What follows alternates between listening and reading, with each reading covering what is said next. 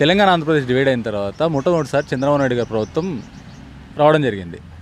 Next Jaganmohan Reddy గారి ప్రభుత్వం రావడం జరిగింది. ఈ రెండు ప్రభుత్వాలు పాలించారు కదా, జగన్మోహన్ రెడ్డి గారు, చంద్రబాబు నాయుడు గారు. ఈ ఇద్దరు పాలన ఎలా ఉంది? ఎలా ఉందని చెప్పమంటామో మనం అడిగి చెబుతారు.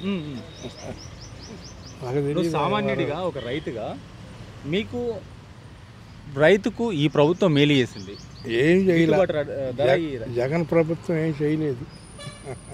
గిట్టుబాటు ధర ఏ ప్రభుత్వం గిట్టుబాటు ధరలు లేవు, ఆగులు మెట్టలేవు, రైతులు ఇదైపోతే ఏమైంది రైతులకి?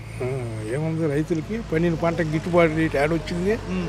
మనం కొనుక్కునే సచ్చే రేట్లకు పోయా, గిట్టుబాటు రేటు పండిన దానికి గిట్టుబాటు రేటు లేకపోయా. సబ్సిడీ ఏం రావట్లేదు మీకు? ఏమి లేదు. సబ్సిడీ, అమ్మఒడి, నవరత్నాలు వేసాడులే. అప్పుడు వేసింది వేయలేదని ఎట్లా చెబుతారు? వేసారా మీకు? మాకేం వేయలేదులే. మరి ఇప్పుడు ఆంధ్రప్రదేశ్కు రాజధాని లేకుండా పోయింది కదా, రాజధాని పరిస్థితి ఏంటి? రాజధాని 3 ముక్కలు చేశాడు. పోలవరాన్ని అసలు ఇది చేశాడు.